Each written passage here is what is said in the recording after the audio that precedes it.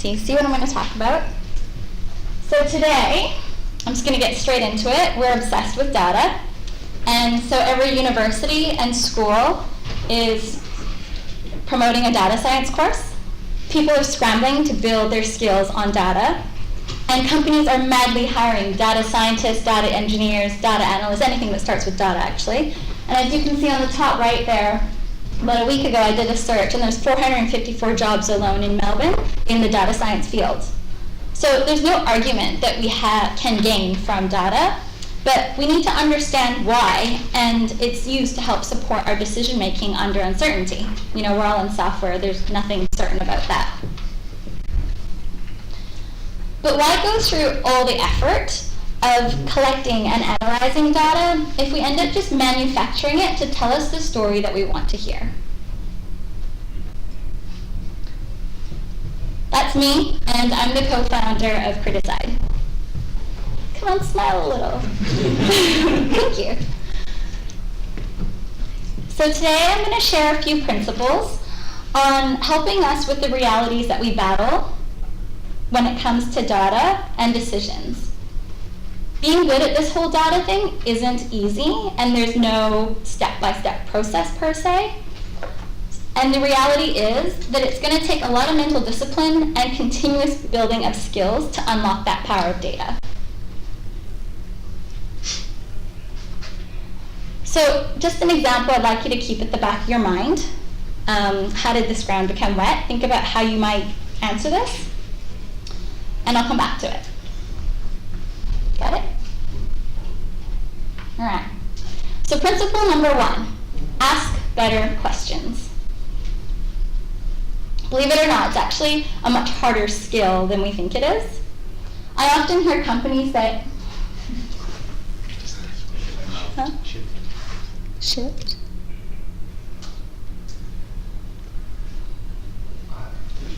Oh, there we go. So I often hear companies say, let's just see what we can do with the data. But this could be misleading for a few reasons. 1, if you don't know what the data will be used for, how do you know collecting it is going to be worthwhile?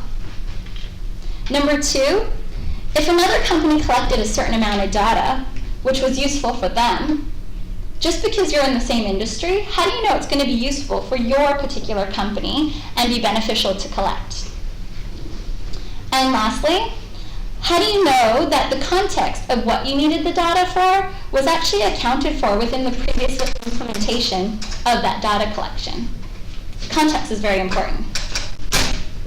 So, data is only useful if it answers your questions and helps you confidently to take action. This includes being able to answer the above questions and ask them, actually. So a little word from Edward Deming. If you don't know how to ask the right question, you discover nothing. And the data is useless. So principle number 1 is about asking better questions to get actionable answers. Principle number 2, be cognizant. Now I know there's a company and people in there who are cognizant, but not quite the same.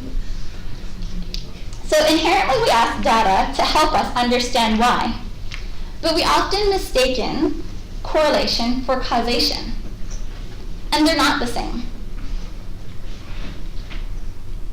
By a show of hands, how many of you would have likely been late to work today if you didn't set an alarm?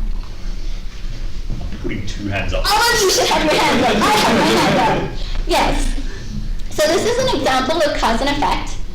So the loud sound of the alarm is the cause, and the effect was the alarm waking you up at a certain time.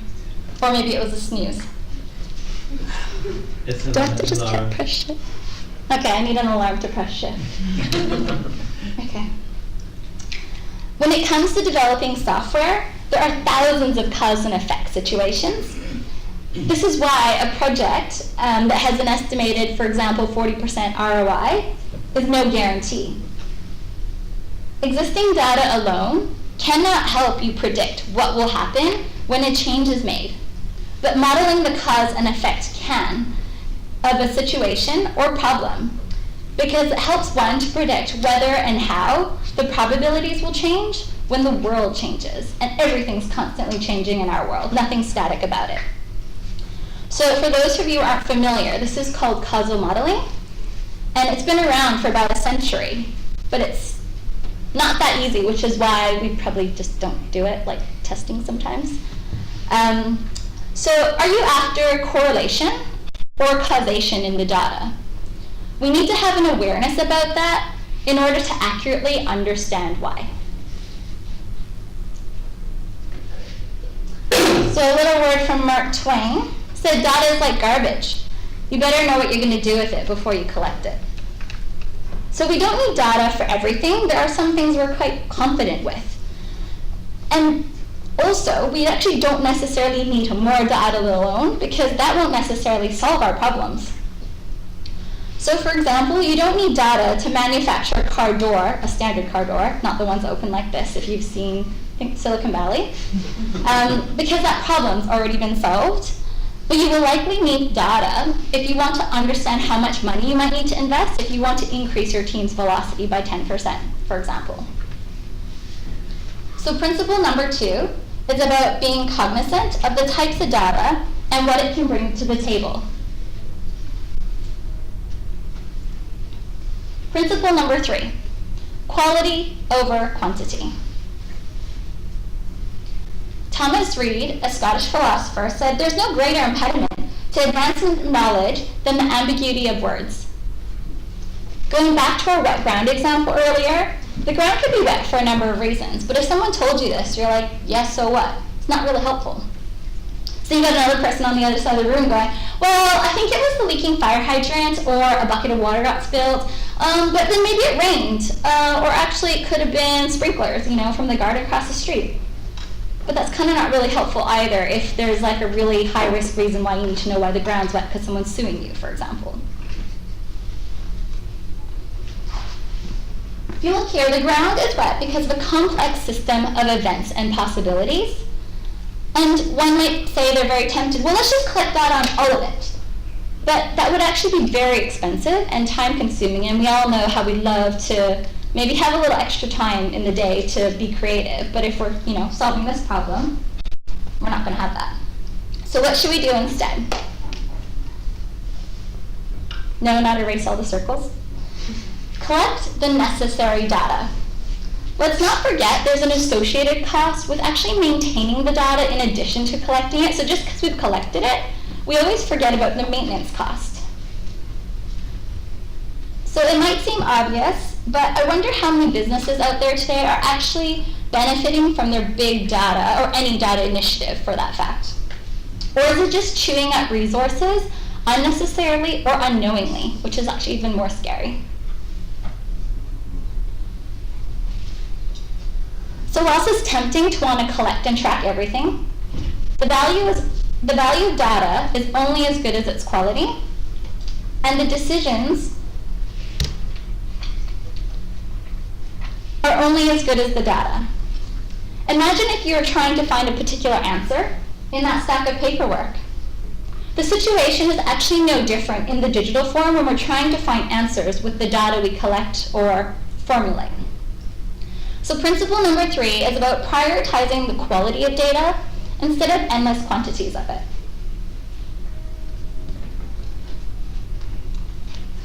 Principle number 4, take responsibility.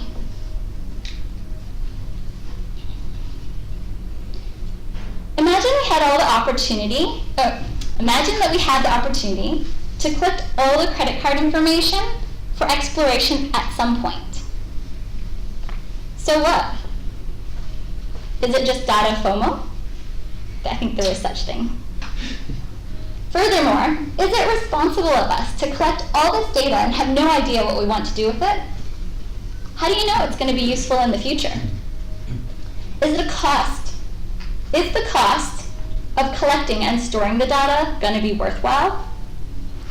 It takes responsibility to assess what kind of data and how much is needed or not to solve our problems in a commercially viable manner, because, money and time is not endless.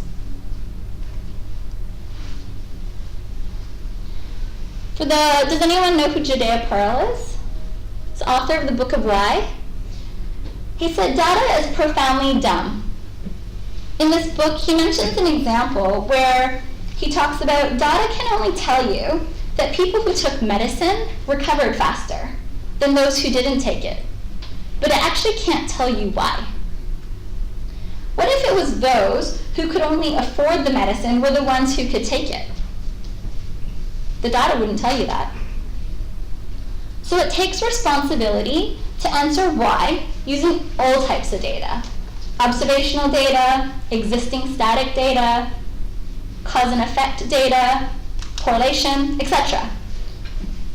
So principle number 4 is about taking responsibility for all those kinds of data to make better decisions.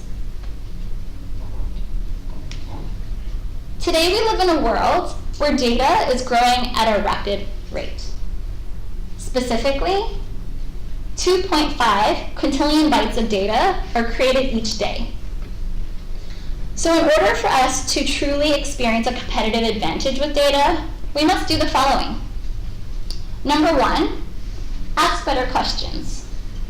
Number 2, be cognizant of why we need the data. What are we going to use it for? How is it going to help us?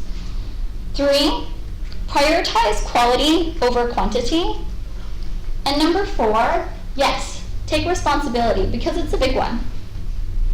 But most importantly, we should see things for what they are and not how we would like to see them. So whilst it's ever so tempting to just say, yeah, it was raining, that would just be ignorant of me. The point here is that one actually needs data to help decide if the ground was wet from rain or if it was the sprinklers. Without data, we're just guessing. A word from Sherlock Holmes. Never theorize before you have data. Invariably, you end up twisting the facts to suit theories instead of theories to suit facts. Thank you, everyone. I hope you found that insightful.